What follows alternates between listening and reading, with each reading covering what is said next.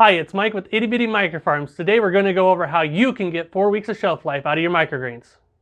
Make sure you stick around and watch this whole video as we get into 3 areas: harvesting, packaging, and storage. They're all critically important to make sure you follow to get the best shelf life out of your microgreens. Let's get into harvesting. Alright, harvesting.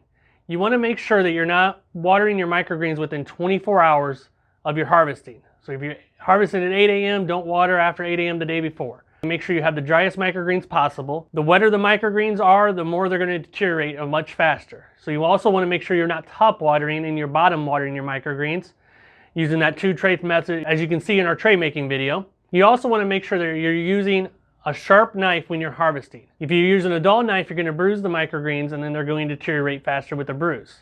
That also, you do not want to use scissors. Scissors, you're making uneven cuts, which also leads to them deteriorating faster. So using a sharp knife is highly critical when harvesting your microgreens. Alright, the last thing on the harvesting, you want to make sure you do not wash your microgreens before you're packaging them. You want to harvest them dry, package them straight into the packaging dry. If you wash them, get them wet at all, they're going to deteriorate faster. You just want to wash them right before you eat them. Okay, we're going to move into packaging now and talk about that a little bit. You want to make sure that you're using an airtight sealed container, like a clamshell like we use. Not like a bag or anything like that that's going to get squished on the microgreens and allow too much airflow and dry them out.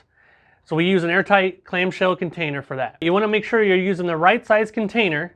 If you got too much airflow in there, you're drying them out. And if you're too tight, you're squeezing them and damaging them. So we use a 16-ounce clamshell, and that holds anywhere up to 2 ounces of microgreens. And we also use a 24-ounce container for up to 3 ounces of microgreens. And if you're following these methods up to this point, you do not need to use a paper towel, or what most people call them, a diaper, or a moisture absorber in your container. You already follow these steps and they're nice and dry. All right, let's talk about storage. You want to make sure you're storing your microgreens at a 34 to 40 degree range cooler. We do ours at 36 degrees. You do not want to freeze them. You want to give them cold, 34 to 40, no colder than that. You also want to make sure you minimize the light they get, as too much light can also deteriorate them. Remember, you want to make sure your microgreens stay cool, dark, and dry for your best shelf life.